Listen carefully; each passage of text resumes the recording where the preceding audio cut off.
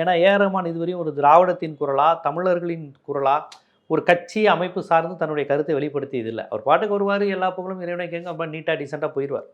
இப்போ அவரிடமிருந்து வரும்போது சர்வதேச அளவிலேயே என்னடா இங்கே ஒரு சாவனிசம் இருக்கிறது, இந்துத்துவ மனநிலை இருக்கிறது, மத அடிப்படையில் பாகுபாடு இருக்கிறதுங்கிற ஒரு பார்வை வந்த உடனே கங்கனா ரணாவத் சொல்கிறாங்க, என்னுடைய எமர்ஜென்சி படத்தை கேட்டு பார்த்தேன், அவர் தரலை, அவர் ஒரு சார்பு உடையவர், இப்போ நான் பிஜேபியில் இருக்கிறதுனாலே என்னை வெறுக்க பார்க்குறாரு அப்படின்னு ரஹ்மானுக்கு ஒரு சாயம் பூச ட்ரை பண்ணுறாங்க. கங்கனாவுக்கு ஒரு சாயம் இருக்குது, அந்த சாயத்தை யாரும் பூசலை, அவங்களே வாழை எடுத்து தலையில் கொட்டிக்கிட்டாங்க.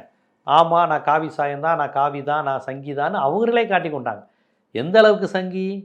ஹரியானாவிலையும் பஞ்சாப்லேயும் விவசாயிகள் தங்கள் உரிமைகளுக்காக போராடும் போது கூட அதை கூட அவங்க கொச்சைப்படுத்தி பேசினாங்க. வெளிநாட்டிலேருந்து வர பணத்துக்காக அந்த சீக்கியர்கள் போராடுறாங்கன்னு சொன்னாங்க. அதில் வெறியாகி போய் ஏர்போர்ட்டில் வேலை பார்த்த ஒரு பெண், நானும் ஒரு விவசாய குடும்பத்தை சேர்ந்தவ தான், பஞ்சாபி குடும்பத்தை சேர்ந்தவ தான் சொல்லி பலார்னு அரைஞ்சாங்க கங்கனாவை.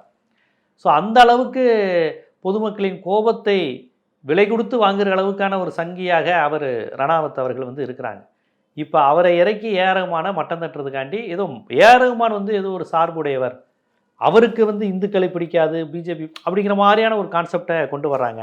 இந்த நிலையில் தான் கங்கனா ரணாவத் இறங்கி ஒரு ட்வீட் போட்டிருக்காரு.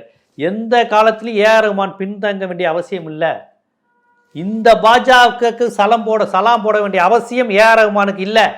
உலகெங்கும் ஆதிக்கத்தை எதிர்த்து போராடிய முகமது அலி போன்றவர்கள் ஒருபோதும் தங்களுடைய தனித்தன்மையை, தனித்துவத்தை விலக்கி கொண்டதே கிடையாது.